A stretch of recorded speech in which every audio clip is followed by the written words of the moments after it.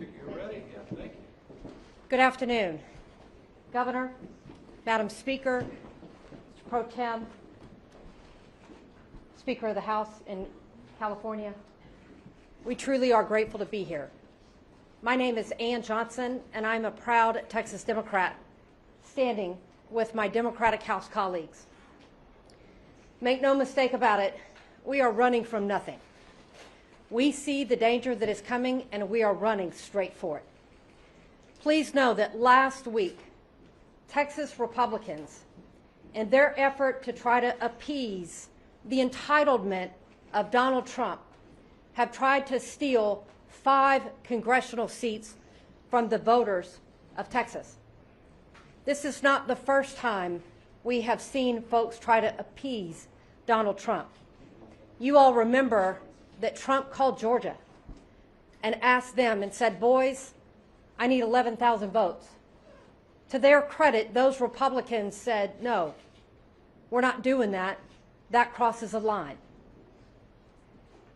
When Trump called Governor Greg Abbott and Texas Republicans and said, boys, I need you to steal 5 seats, they said, does July work for you?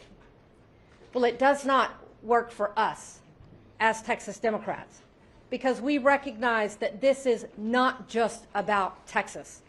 This is about ensuring that the voters get to determine the outcome of their next election. We are now facing threats.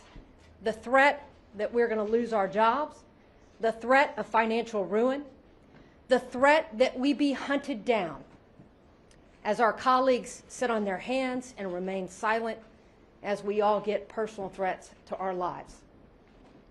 When people show you that they are more concerned with keeping the job than doing the job, you know that they are not worthy of public service.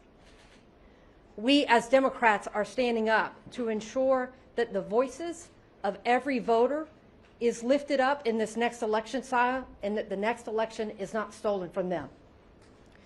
Please know that we do not take lightly where we are with today's climate and the threat that the FBI come to get us. We proudly stand with Californians in this moment that when faced with Texas's steel, they have met it head on with courage and with a sense of urgency to protect the entire nation. We are running from nothing. We are running to the front lines. We are running to the front lines to stand with other Democrats across the state of Texas, across the state of California, across this nation, to ensure that each and every individual has the opportunity to pick, to decide that government is for the people, by the people, and not the politicians selecting them. And so we are here because we do know that courage is contagious. And we are here to give hope to others to stand up and be courageous in this moment. I am so grateful to introduce Assemblymember Isaac Bryan as part of the California group that is here to stand with Texas Democrats.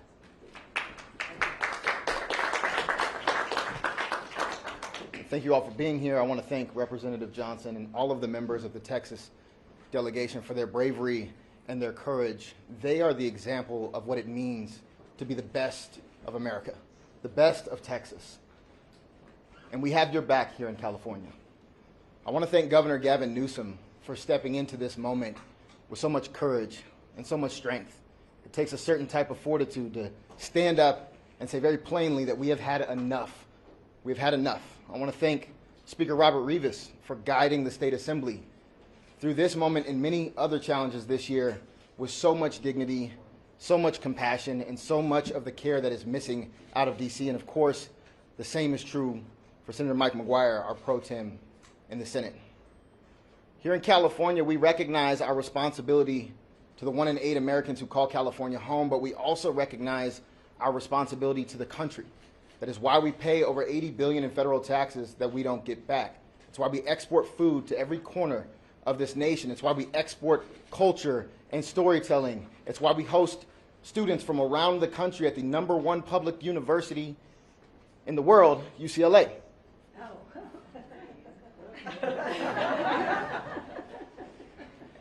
And right now, California has a responsibility to our democracy.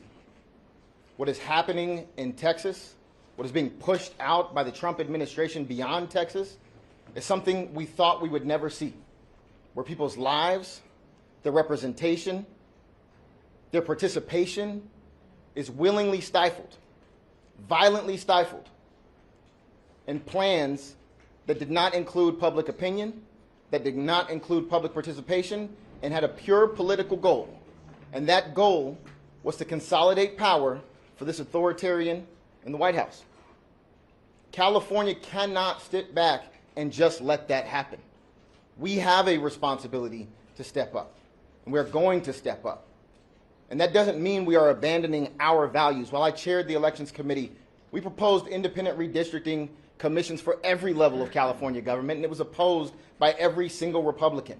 We updated the Fair Max Act. It was opposed by every single Republican. We are not doing away with the independent commission that we establish every single decade, but we are meeting this moment because this is not a turn the other cheek moment while they continue to send blow after blow to the foundations of democracy.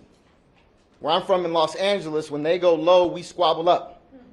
I had the great pleasure of seeing John Lewis several times before he passed away. And he always said the same thing in every single room I was in with him.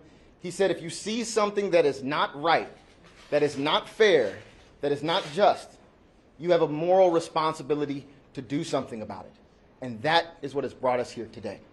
And I have the great privilege of introducing the chair of the Senate Elections Committee, my colleague and my friend, Sabrina Cervantes.